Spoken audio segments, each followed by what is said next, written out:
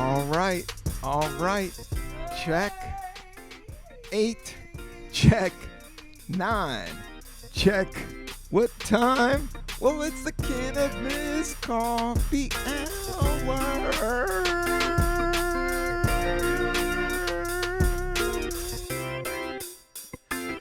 With your host, me, Rob Cantrell, coming back for 190 episode 190. Uno. I got some coffee, got some weed, I got some cannabis. Yes, we're gonna do it again, man. I am excited. I have some great coffee. I'm into this. This is my new, I never tried it, but I want to talk about it. But it's called Chock Full of Nuts. Chock Full of Nuts is like a famous New York, like this was like the Manhattan coffee of like the 70s and 60s, and this is what they've been drinking in New York City, in like all the diners everywhere, anywhere that's like a little above regular, since 1932. Now over the years, with coffee exploding and all, like, the coffee shops and all this, but this was like kind of just like always like it's a Manhattan coffee. Like New Yorkers drink chock full of nuts. Like it's all over Mel Brooks's book. He talks about getting coffee at chock full of nuts and drinking chock full of nuts coffee, which is funny. And New Yorkers are funny at the end of the day, man. And I have a bodega cup here, but it's made out of porcelain. And we are happy to serve you. What a great slogan that's on the side. It's all about service. And that's what I think this podcast is a service to you. I mean, you just download it, you just played it. You don't have to spend anything. You could at least just subscribe and tell your brother and sister and your mother and a friend that the Cannabis Coffee is a positive, funny, goofball voyage into outer space. And we're going to talk about coffee, and we're going to talk about good cannabis. And I just think as society moves forward and as cannabis starts to open up, and especially that I'm based here in New York City, it's just like, it really is just a high time for cannabis and coffee, especially in New York. New York is going legal. I mean, the dispensaries, I think I told you on the last show, there's like underground ones, and then the ones that are kind of above the law are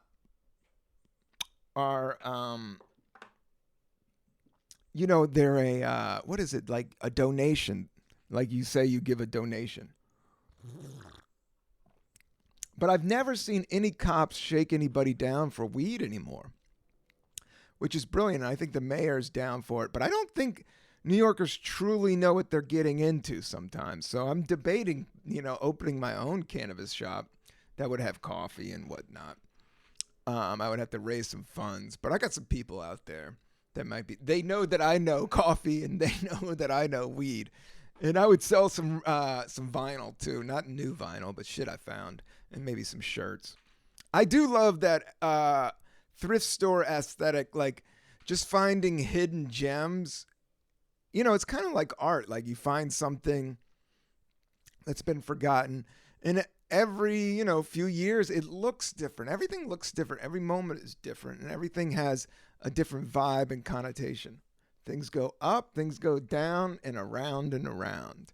Chock Full of Nuts is the coffee that I'm drinking, and I'm back on almond milk. I was going oat milk for a while, but now I'm back to almond milk. I like almond milk. And I did hear some old comedian, I forget, man, that was like, if you eat 8 almonds a day, like you'll live a very long life or something. I guess there's some super nutrient in nuts. So I've been doing almond milk. And I always liked the taste of almond milk, but then it was kind of expensive. And then I switched over to oat milk. Then I was full on oat milk. And then I liked how the almond milk kind of flavors the coffee, and I think I'm getting more nutrition out of the almond milk. Or, protein. I don't know. Sometimes I think I overdo. I think we're all overdoing the wellness thing a little bit, but not really.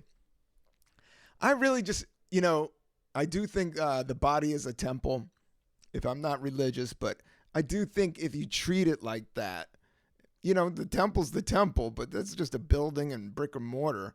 It's not you. You're the most motherfucker, most important to you and to all of us. And being in service to all of us and everybody helping each other out or not getting in each other's way. The cannabis that I'm smoking today is called gelato. Just drinking some gelato is an Italian higher end coffee. No, I mean ice cream. And I've had it. I like gelato. I'll have some gelato here and there. They have it around here in New York. It's definitely still prevalent. I mean, it's prevalent everywhere. But here you could still, you know, all the Italian immigrants, like you could still like, man, the best, you know, Italian restaurants and, you know, just the Italian heritage of, I think that's where the coffee got so good here. And then I also think, you know, pizza and then all the great Italian restaurants and opera. A lot of opera in New York. That's the next trend is opera. The hipsters are going to start rocking. Chock full of nuts. But I got the Wikipedia here. I have this.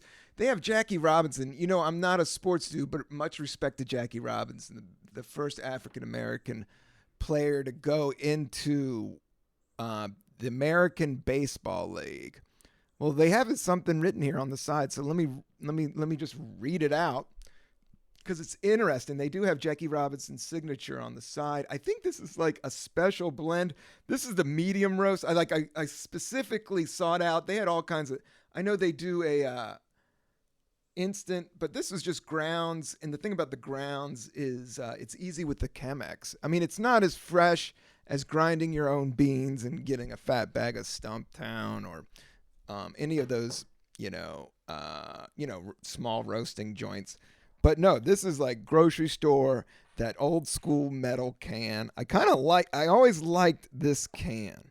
Like this is what I would picture cannabis being good packaged in, like just high end, like outdoor grown with love and not pesticides and not, there's just some grimy shit out there. Once money gets involved, that's what I just see, that there's a market for like just a more streamlined and better cannabis and not leaning in all the, old school, just like, I don't know, plastic bowls and, just like class. You want to class it up. And chock full of nuts, as funny as the name is, nuts, it's just always funny.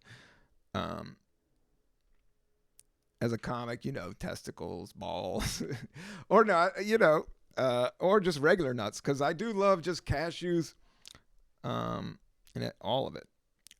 Let's see here, peanuts. I need to get a big bag. I need to get some more spicy peanuts. That's what I've been really missing.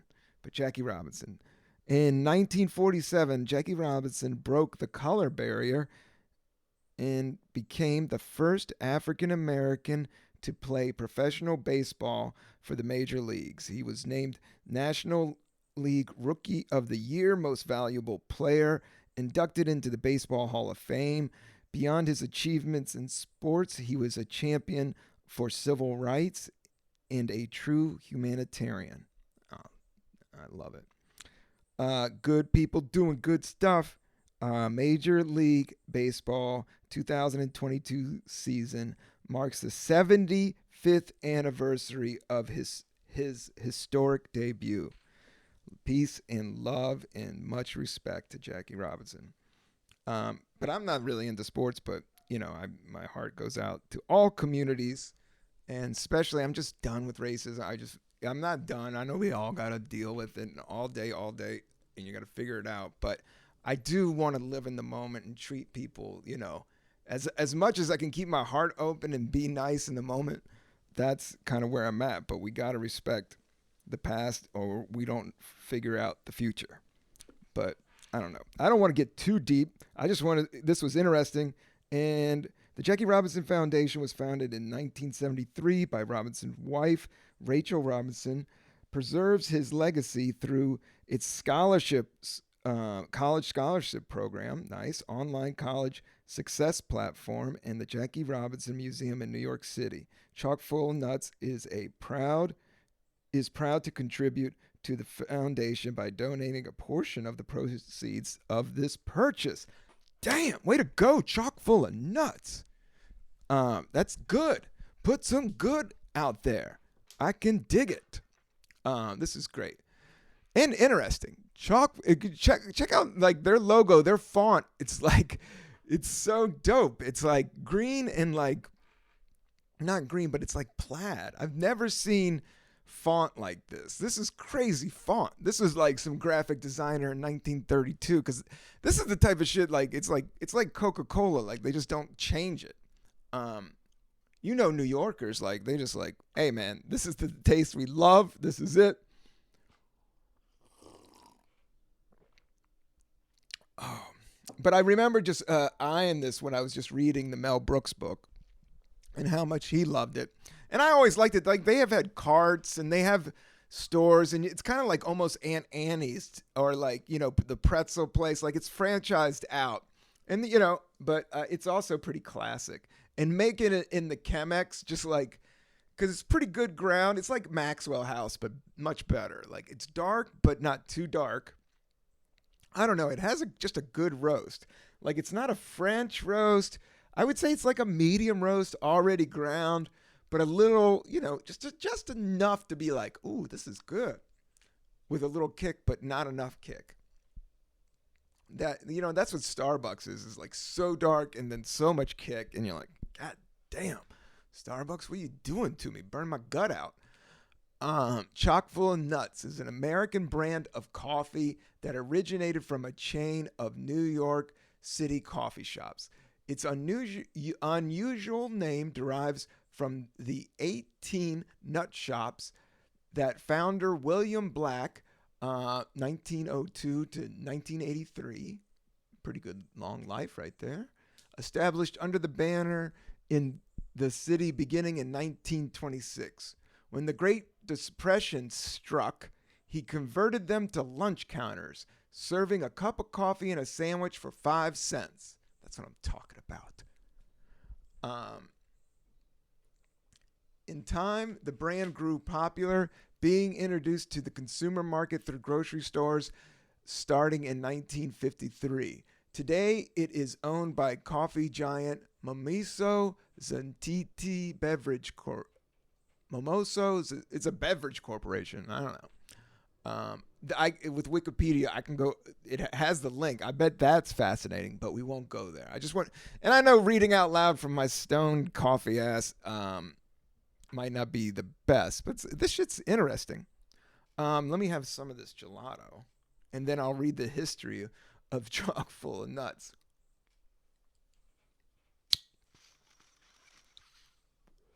Because it is a good coffee. I reckon if you're out of town, this might be a fun coffee to get. If you're kind of sick of your coffee, mix it up with this bad boy. It's like drinking, New York. There's definitely, I feel like some type of Manhattan thing going on, more 80s type of thing. Like have this bodega cup, and I'm hailing a yellow cab, and I got a switchblade in my back pocket. And I'm going to a Broadway show for protection, not to use on anybody, but for protection. I don't carry a switchblade. I was good with a butterfly knife when I was young. I had, you go to the carnival, you can get ninja stars, you can get butterfly knives, you can get the roach clip with the fucking feather on it. That was the type of kid I was. I remember going to the carnival in Virginia, and they had like those mirrors. There were these tiny mirrors, like Motley Crue. That was like the coolest thing. Kids would get that. I wouldn't get it. I wasn't in Motley Crue, but they were literally just Coke mirrors. Everything was like little Coke mirrors and roach clips. Dude, that's crazy. Everything is going on now. It's like it's always been crazy. I think just with the internet, like it just shows it more, which is good because we can analyze it in real time and be like, oh, that shit's crazy. Okay, that's some nice gelato. I got a cup of coffee. Let's read what the history of this bad boy is all about. Chock full of nuts.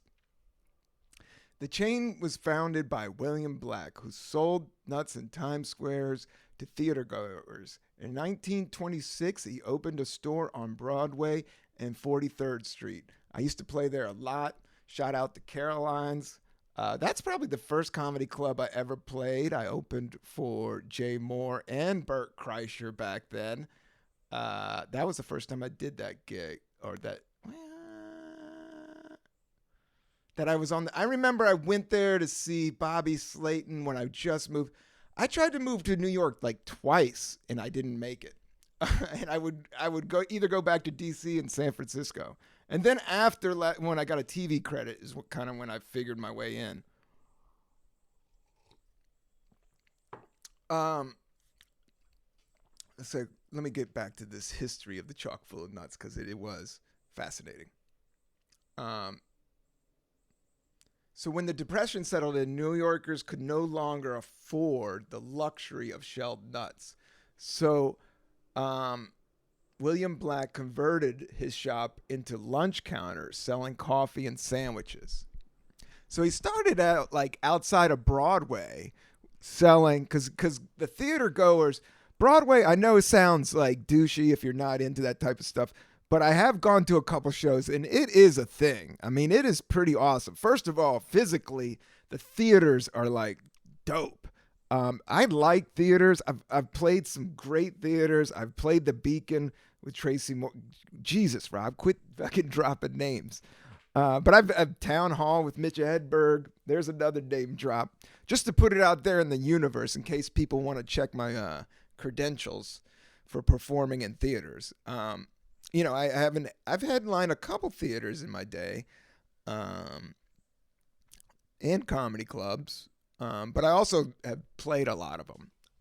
But the Broadway ones are just like another level, and they're usually like cool and set up nice and clean and classic. A lot of wood, cool stages, balconies. Love them. Big fan of theaters. So their signature nutted cheese sandwich. Oh, Lord.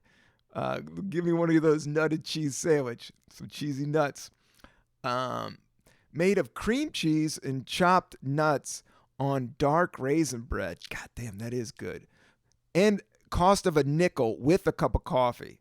That is, like, if you're jonesing for a nice, sweet, savory snack in the morning on a cold New York morning, first of all, raisin bread is awesome. Big fan of cinnamon. You toast that bad boy. Then you hit it with the cream cheese, which is like easier to digest than regular cheese. That's the thing. Cream cheese is soft, baby. And you want to put stuff that's why I like smoothies. I like soft stuff going into my stomach so I don't have to break everything down for 5 hours. And nuts is just full of, I can't get enough of nuts. I got some cashews in the back. I got some pumpkin seeds. You don't even know, kid. So this cost of a nickel with a cup of coffee when the company was founded. When coffee prices went up in the 1950s, William Black, like other restaurateurs, held to a 5-cent cup of coffee by watering it down. Wow.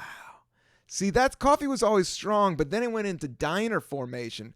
Like even when I was coming up in the 70s and 80s, like you go to a diner and the cheapest thing was a cup of coffee and it was like 35 cents. And this is when everything was, a dollar. I mean, we're talking, E.T. and shit was on at the movie theater and stuff. And, but you could still get like coffee was like, I remember maybe got up to $1.25, maybe when Starbucks and shit got around and started charging like $9 for coffee. But they water it down. That makes sense. I water down my coffee. If it's too strong, or let's make it last longer in the afternoon, and I have a little bit of coffee, and then I'll just put some tap water in there, just to get it running. Because you just want the caffeine and a little bit of a taste there. It's always nice as well. But He soon broke rank and raised his price, announcing that he refused to compromise on quality. That's true. Like, it's quality coffee. In 1953, the coffee brand was introduced to supermarkets. Several years later, Jackie Robinson became the company's vice president and director of personnel after retiring from the game. In 1961, Chock full of Nuts introduced a brand of instant coffee. Within the decade, the chain had approximately 80 restaurants in New York City area. Hygiene was a selling point, with the sandwich advertised as untouched by human hands. Cooks used tongs to assemble them. Oh, I love that. You know, people have greasy hands. My hands are greasy. I'm always biting my nails, scratching my balls. Sorry. Scratching where this, it's just like, not always, but I wash my hands a lot. And COVID definitely got me going on a lot of hand sanitizer. But people are gnarly. And then bread like picks up that stuff. So I like the idea of someone putting together my sandwich with tongs. That's the thing about the hamburger joints, like the spatula, you could just you don't really have to touch it with your hands. Once you start making sandwiches is when you got to manhandle stuff. You gotta get your hand, the Subway, you gotta get your hands all in there, and they're slapping, and they're like, man. And he's swiping his nose, and who knows. 1974, Chock full of Nuts purchased by Rheingold Brewery. Now, I've had some Rheingold beers. It's kind of a little bit around the Busch Light tier, Rheingold. In the 1970s, the lunch counters gradually closed, and William Black died. The company sold its remaining 17 restaurants to the restaurant company Reese Brothers in 1988. Okay, so it just got moved around. I don't want to bore you with all of that.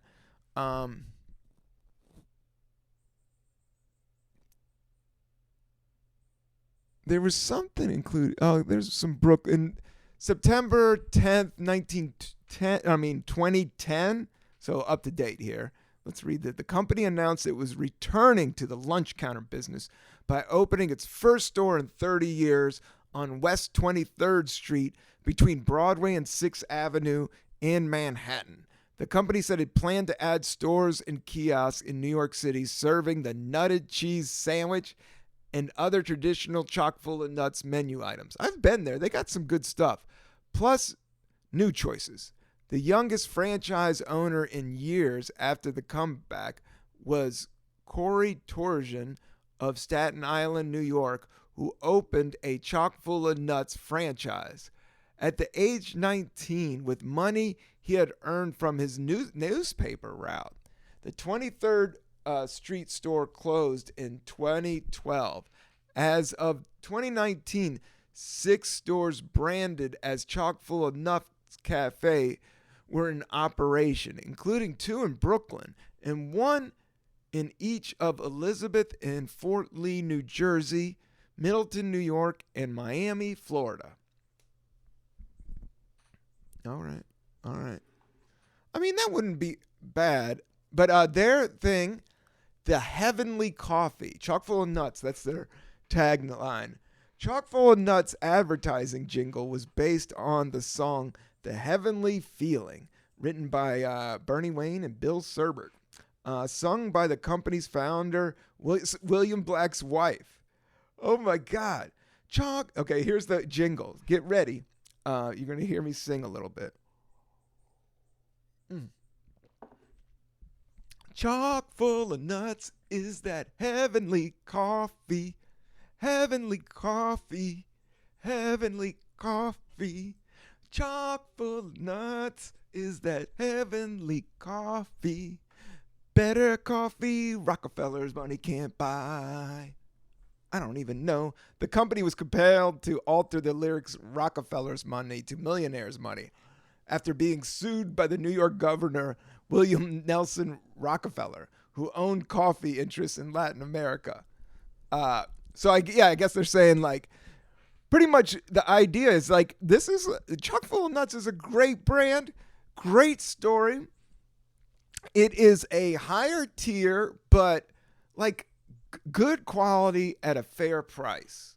And that's what people need. That's what America needs. That's what cannabis needs. You know, the prices around cannabis in New York have been ranging all over the place. But I tell you, this place called the Grassy Knoll in Bushwick, I don't know. They're kind of a little bit underground. But I had one of their spliffs, and it was one of the best spliffs that I've had in a very long time. So shout out to them. I'm just saying, I think that was some of the best herb in Brooklyn right there. So if you want to find it, if you're, that's where it is. But there's all kinds of spots opening up. And it's all kind of gray area. But I'll have some people on this podcast. Like, I know some cannabis lawyers. We'll start going into that. But I also, and then cannabis lawyers, just to hear them talk about, the laws and how they're changing. And then also check out some of these hemp stores. And like, there's all these, CBD stores. But as soon as they go legal, it's going to go flip right into regular stores. People get ready. And, yeah.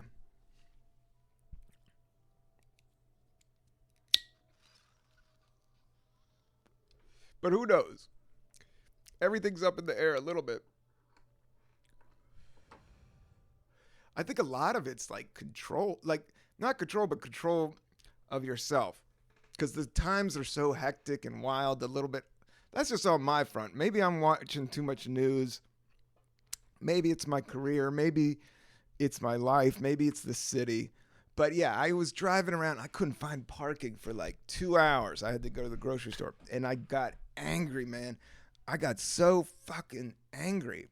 And it bummed me out. I couldn't, I'm not angry. Just like going back to that fuck, just yelling, I would just yell fuck, which I do. I don't know. There's some type of, my windows are rolled up. Nobody's in the car. I'm just jamming to music. But it wasn't like, oh, I'm driving around. But it was like a good hour and a half. Literally 90 minutes of driving around looking. So it bummed me out that I couldn't zen it out, that it got me so upset, because it's still a beautiful day and I still got herb to smoke, and, I was not high. But it all worked out. But now, now I'm back and figuring it out and doing some shows, but I also got to knock out some family business the next couple weeks. But October is shaping up. I do have some fun shows in Bushwick and Brooklyn, but I'll definitely get out there. I put the word out to DC, and I may be popping up down there very soon for shows. So I'll have that. You can check out Rob Cantrell, my calendar for that, for those gigs. But I was going to I started doing more sets, but then I was like, oh yeah, COVID might be over. But then I did hear, I'm just putting the word out in the street, but a couple people got COVID again. And then I was like, maybe it's time to duck out and keep writing. It's just the discipline of writing I got to get on. Just juggling everything. And then also the procrastination of just talking about it. Sometimes is this podcast making me procrastinate? I don't think so. It definitely keeps me in check and trying to stay. I do love doing this podcast. And I love hearing from you guys. Please check out and subscribe to the YouTube page, the Cannabis Coffee Hour YouTube page. That can't be too hard to find. Just subscribe to it. And it would mean a lot. And I'm finishing this cup of coffee.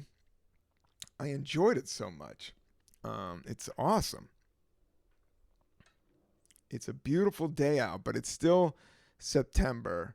And yeah, it's that, I don't know if I want to talk about September 11th, but yeah, it's just that's a huge bummer. But I have such respect for it. And I love firemen. Like I've said before, I'm down for the people, man. I like firemen. I like policemen. I like teachers. I like people that work at stores and bars and comedians and comedy clubs and people that play in bands and venue owners and record store owners and just everybody. Um, I'm just a big fan of that everyday people. And by Sly and the Family Stones. Sly and the Family Stones, I mean, that dude, in terms of creativity, I mean, he hit a bar in music that very few have gotten to. I do go back to that idea of self-discovery versus self-destruction because his story's sad too, man. It doesn't. He may be still alive, um, but but I know mental illness really got to him, and there was a lot of hard drugs. It was just really probably hard to go through being fame and then also being a creative in the 70s and 80s. I don't think it's ever easy. But that was when a big, just like cocaine explosion happened. But now the kids are dealing with fentanyl and all of that, which is even more dangerous. So it's always been crazy. The alligators have always been biting. We've always been dancing on sabers. Let's see here. But the terms of the music, Sly and the Family Stone was a sound of unity, of fun, of funk, of self-discovery, of peace and love, and super joy. That's the thing about that funk groove is it's joy. It's just like it's a bright joy. And sometimes it could be corny and dated, but sometimes if it hits, everything's timing. If it hits just right, it's when somebody steps into that groove and you haven't heard that groove, you're just like, oh man. At least that's where I am. I mean, that's kind of where a lot of those hip hop beats that hit me is that funk groove. A lot of the bass, a lot of the low end, but then the electronic. I do dig the futureness of the beats, but I also like organic beats, and I also like vegetarian beats, and yeah, man. But what was it? Oh, about funk and about hip hop, and that's what I dug. Oh yeah, the machine, like some beat machines, the 808. But I also this new stuff. Like I just got hip to the Migos. Like I've not just got hip. Like I've always over the years I've kept my peripheral ear to the Migos, and as much as my generation hates on like the trap rap and all that, like I am from the South, so I do understand how cool their vibe is. And then I also and they go and the beats are fucking great. That's one thing. And then like Fight Night, which is just a pump up song.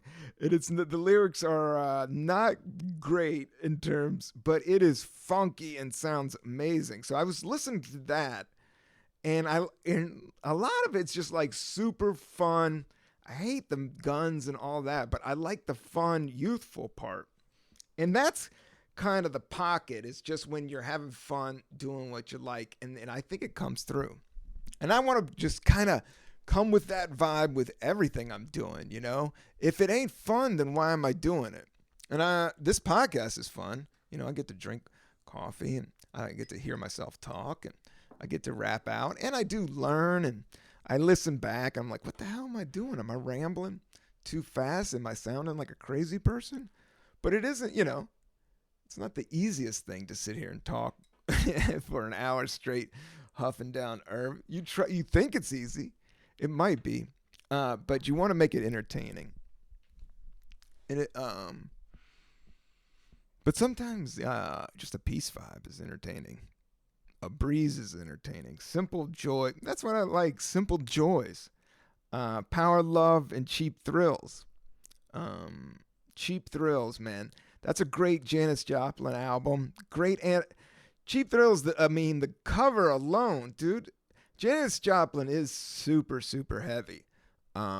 as an artist and a musician and a pioneer and a wild woman, that wow, that is just as crazy as Jimi Hendrix, the personality, because she was like from Texas and then went to San Francisco. Is in that scene. I think she just as a singer she blew them all away, and she definitely had this. The South has soul. It's just like I don't know, and she just had that. Knew how to sing. I think it comes from the Baptist church and the Methodist church, and singing in church. Um, but she had that, and what's crazy is she dated Pigpen from the Grateful Dead, and he was this blues dude that used to like rap and pump up the band, but then he died from cirrhosis of the liver. They were both hard drinkers. Booze is fun when you're into it, but if you have the wrong type of personality, and my whole thing was it wasn't sustainable for me. I got to work on sustainable. The hangovers were just getting too long, beat up, and then I just got so much on my plate. And cannabis, I do get enjoyment out of, but I'm not faulting anybody. If you get enjoyment out of it and it's, not doing anybody harm, then that's on you. But I definitely been listening to, I've been listening to that Stick Figure song that I was telling you about. And then I was listening to the Migos a lot. And then I've been doing my stretches, my 5 Tibetan rites, these Tibetan stretches. I saw this thing on old monk from Tibet, like old. They just found a 200-year-old. Was that real? Old Tibetan monk. Yeah, it was old. Discover old Tibetan monks. Popular TikTok. Oldest Tibetan monk. World oldest Tibetan monk.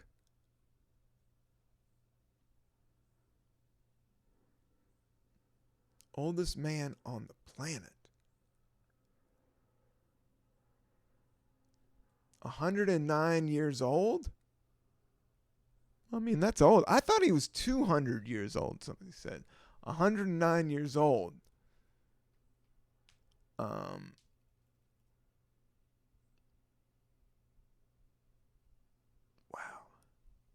But the thing about it is like, I don't want to look on TikTok. TikTok kind of freaks me out.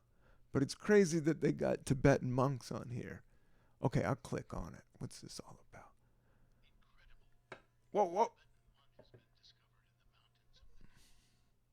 I don't know if I have the rights for that. So I gotta, you guys go check that out and tell me about it. But that music's kind of scared me. So I'm going to back out. I'm backing out. But I have been doing my stretches. The thing it is Tibet was a country of super pacifists, it's just like I do think in terms of meditation, in terms of turning towards peace of mind, it's internal, and I think they just were on the gig, and I think every culture has something to offer, every culture has something that everybody can benefit from. We all do, serving each other, serving others. And by doing that, you create karma that can pick you up and lift you on to your next adventure. Is kind of where I'm heading to. And that's why I love doing this podcast. I'm serving myself, but I'm also, you guys are hanging out, drinking some coffee, smoking with me soon. The podcast is just growing, and I just still think it's only a matter of a time that it's going to get a major budget and all that. So I just am going to keep on packing fat green bowls and talking about music and love and meditation and good coffee, good times. I have been doing some more auditions, so you might see me in some acting shit. But I'm getting a little bit better at it each time. Everything I do, you learn from, and you're like, that. Check out my music album. That was a goal. I knew it wasn't going to be perfect, but I had all these songs laying around. I knew I packaged it, and it was during the pandemic. So I just wanted to do 2 new songs. So I did that, and I never have done all the production myself, and I did all the production myself and used Fiverr for the super mixes. And, it's definitely as DIY as possible. Support that project that's out there. The Caffeinated Dope Rhymes. It's on Spotify. My stand-up album isn't on Spotify. It really bums me out. My label, 800 Pound Gorillas, in this tug-of-war with them right now. And I'm stuck in the middle. Because I would like my stand-up on Spotify, because I use Spotify. I know other people use Spotify. Should I not use Spotify? I don't know. That's what I love about this podcast, because I'm listening to stuff out there, and I'm like, I don't know. There's not much good stuff out there. This is a lot more entertaining than that. But I shouldn't judge, and I shouldn't compare myself to anybody or anything. But we do. But it's about moving on from that, That is from an ego aspect. And it's just hard. It's hard to get out of it. But you can. And you will. Because you have to. Because that's the way for sustainability.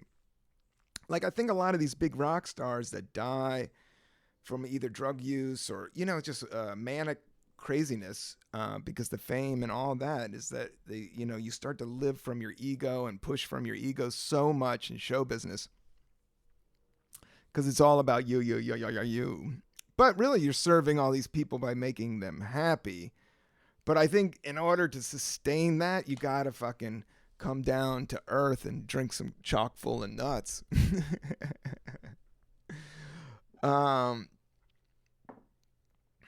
But I am excited. As crazy as the future seems, I'm excited about it. I'm excited about learning, to slow down in the future and to discuss things. I think with all these podcasts and internet, just everything gets thoroughly examined from every angle, or you don't even have to participate. I've been seeing a lot of people not doing Instagram and Twitter. Like, I do think there's a health. I'm on there. You can check me out at robcantrell.com on Twitter, or rob88cantrell on IG. But I'm on there, but I'm not the greatest at it, and it at times gives me anxiety. I think we're all learning about it and how to use it properly. But I do think as a performer, and if you're doing live gigs, it's just a great cheap PR, So I try to keep it simple, and but also don't want to be boring. If you're in the entertainment business. Gotta have a little fun, right?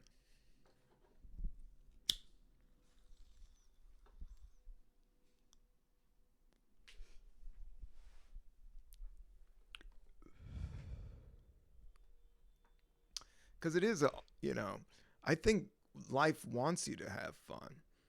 Especially after this pandemic. I think, dance more, harder, bigger, make louder, cooler music. Have fun, go to comedy shows, laughing. I think laughing is, it's important. They say it's like 8 times a day. Like, it definitely brings down your blood pressure. It's healthy to laugh. Another reason why cannabis, because not everybody's funny. So, but everything kind of gets funny if you smoke enough weed, especially this podcast. Yeah.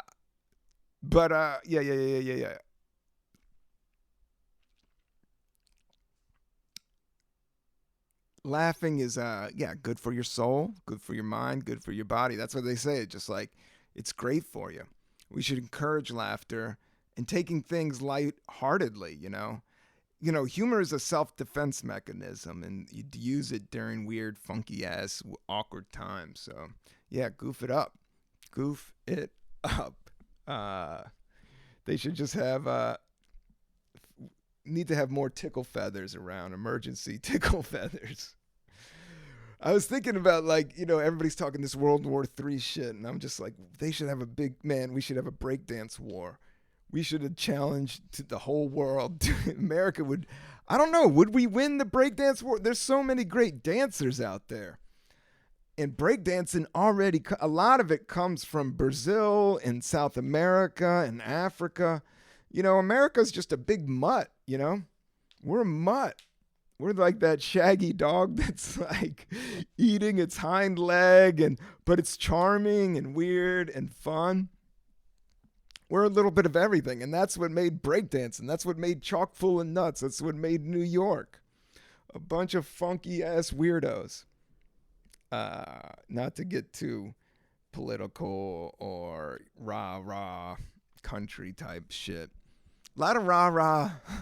A lot of rah-rah everything right now. But even, like, is it?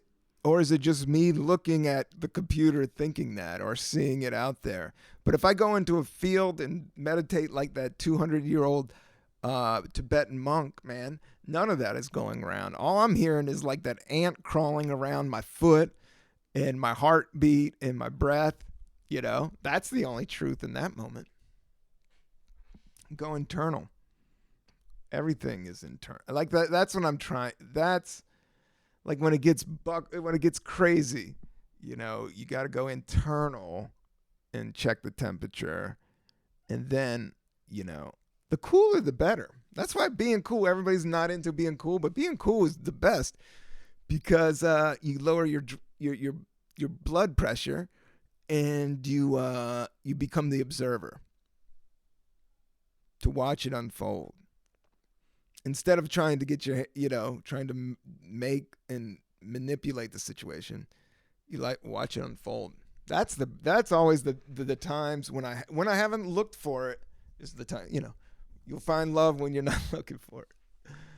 I hope you find love or be in love. Or this moment is love. I love you if that helps. The universe loves you. The earth loves you.